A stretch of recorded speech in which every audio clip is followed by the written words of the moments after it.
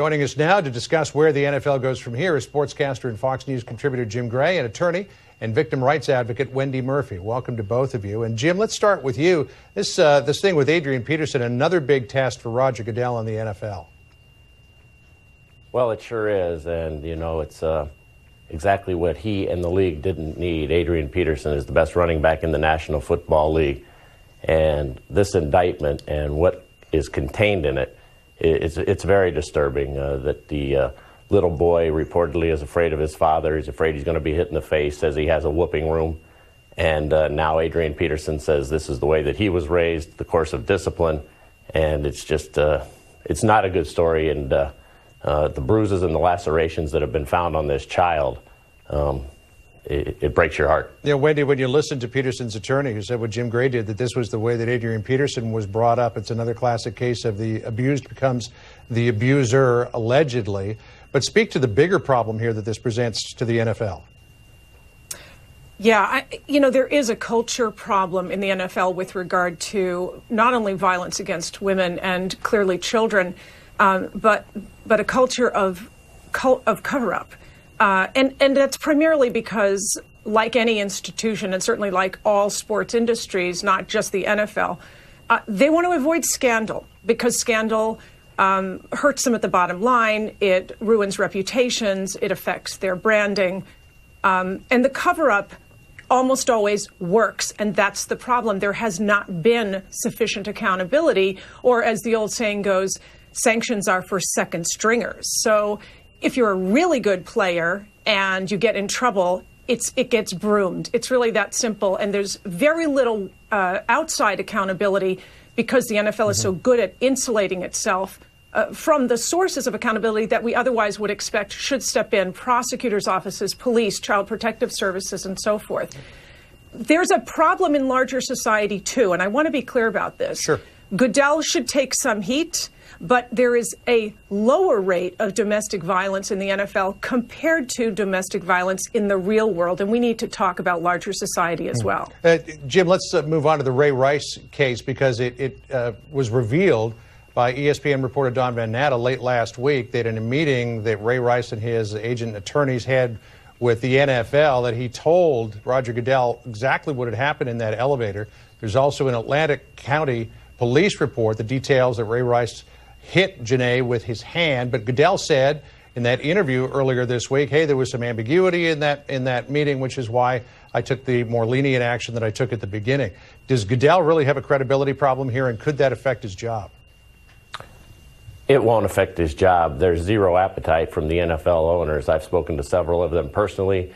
There have been a number of statements that have come out. Zero appetite, John, to fire Roger Goodell unless they found that he's not being truthful. He will not resign. Absolutely, he will not resign.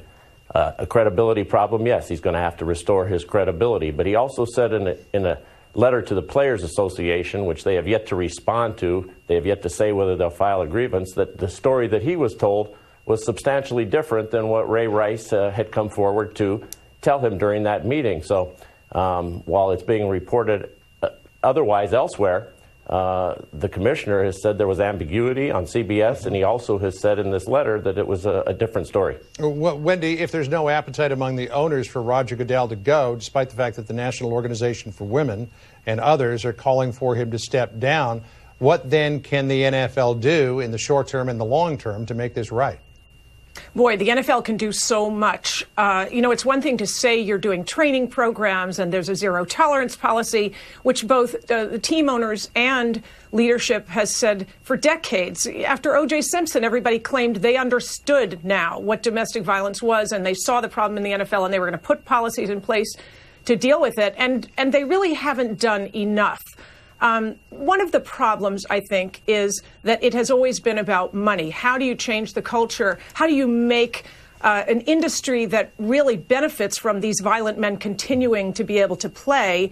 How do you turn that around and say some things are more important than money, and we care about our fan base, and our fan base is increasingly women, and women are going to start stepping up and saying, we won't buy tickets, we won't buy the shirts and the paraphernalia, we will hurt you in your bottom line unless you take action. I think we're starting to hear that battle cry now. And I do not agree with the National Organization for Women. Let me be clear that they have the moral authority to demand Roger Goodell step down, because they have not yet called for the prosecutor to step down, and the prosecutor is the #1 voice. If the prosecutor treats this kind of severe violence against women as a shoplifting charge, which is really what happened here, then everyone in society takes in the message, including Roger Goodell, including the team owners, including the guys, that this isn't that bad. Jim, a quick last question to you. If there's no appetite for Goodell to go, and this has been a problem for an awfully long time, what are the owners saying to you about finally getting a handle on it, and making sure they're more proactive about it?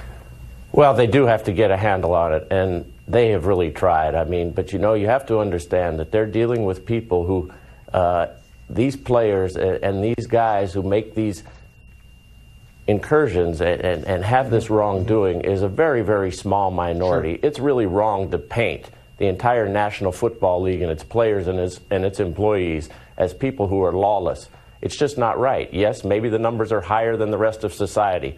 And yes, they do have a problem. And yes, they need to continue to have vigilance and be much better at it. But to say that this is, a universally widespread, ongoing existence, a structural failure at the highest level of all of these people committing these crimes, that's just not true. And there's nothing to support that. All right, we got to leave it there. Jim, Wendy, thanks so much for joining us. Appreciate seeing you this Sunday morning.